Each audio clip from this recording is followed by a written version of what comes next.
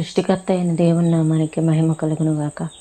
మన ప్రభువును రక్షకుడైన యేసుక్రీస్తు వారి నామంలో అందరికీ ఉదయకాల శుభములు తెలియజేయుచున్నాను. ఈరోజు దేవుని వాగ్దానము దానియేలు గ్రంథము 10వ అధ్యాయము 12-13 వచనాలు.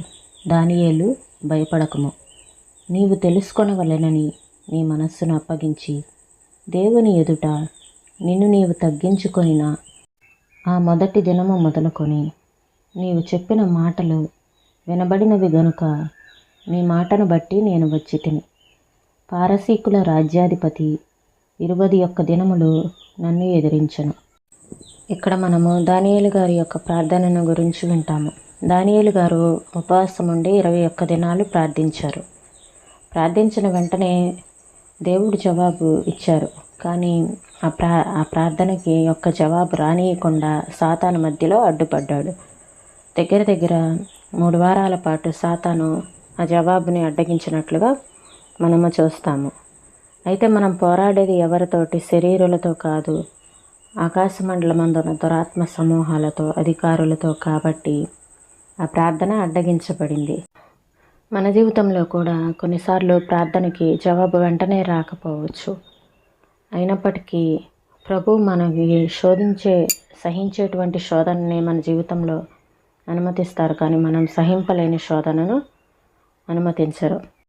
ఇక్కడ దానియేలు గారి పరిస్థితి ఎలా ఉందంటే, దాదాపు చనిపోయే పరిస్థితికి వచ్చారు. వీలైతే చంపేయాలని సాతాను పూనుకున్నాడు. అయితే ప్రభువు దాని నుండి అద్భుతంగా తప్పించారు. మన జీవితాల్లో కూడా కొన్నిసార్లు ప్రార్థనకి జవాబులు ఆలస్యం అవుతూ ఉండవచ్చు, కానీ దేవుడు తప్పకుండా నెరవేరుస్తారు. ఇక్కడ ప్రార్థన మీద చక్కని ఉపదేశం ఉన్నది. ప్రార్థనను సాతాను ఎలాగో అడ్డగించునో దీని యందు అగపడుచున్నది. దానియేలు ఉపవాసం ఉండి 21 దినాలు ప్రార్థన చేసెను. ఆ ప్రార్థనలో చాలా గడ్డుగానే పెనుగులాడెను. దానియేలు మంచివాడు కాడని, అతని ప్రార్థన సరిగా లేదని, అతని ప్రార్థనకు త్వరలో జవాబు రాలేదని మనము భావించకూడదు. కానీ సాతాను బహు తీవ్రముగా ఆ ప్రార్థనను అడ్డగించుట వలనే అది ఆలస్యముగా నెరవేరినది. దానియేలు ప్రార్థన ప్రారంభించిన క్షణంలోనే దేవుడు దానిని నెరవేర్చినట్లు తన దాసుని పంపెను. అయితే ఒక దెయ్యము ఆ దేవదూతను అడ్డగించి అతనితో పెనుగులాడుచుండెను.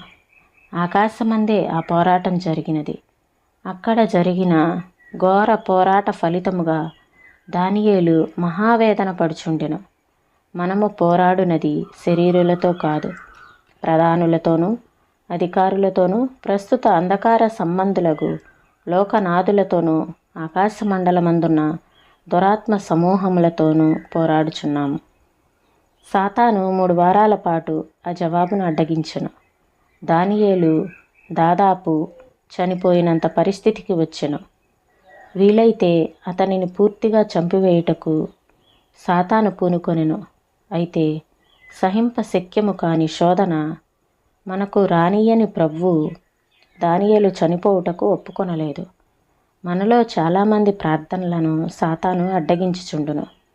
నీ ప్రార్థనలు, నీ విశ్వాసము పెద్ద కుప్పగా పడియున్నవని నీవు భయపడవద్దు. అవన్నీ ఒక వరద దెబ్బకు కొట్టుకొని పోయి దేవుని దగ్గర చేరును.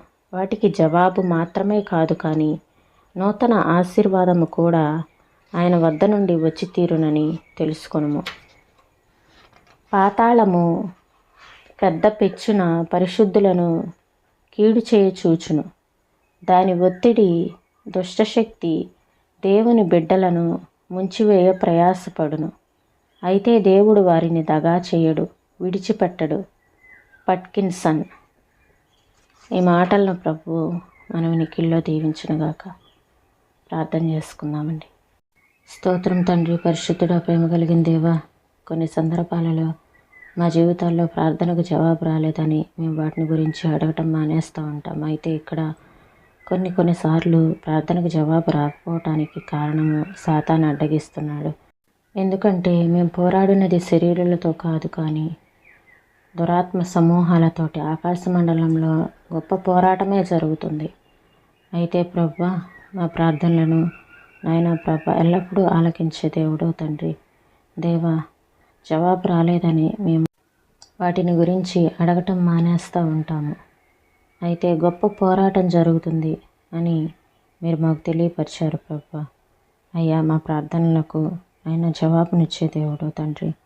దేవా, ఇక్కడ దానియేలు గారు ఎంతో ప్రయాసంతో ప్రార్థించినప్పుడు ప్రభా సాతాను అడ్డగించాడు, మీరు విజయాన్ని అనుగ్రహించారు.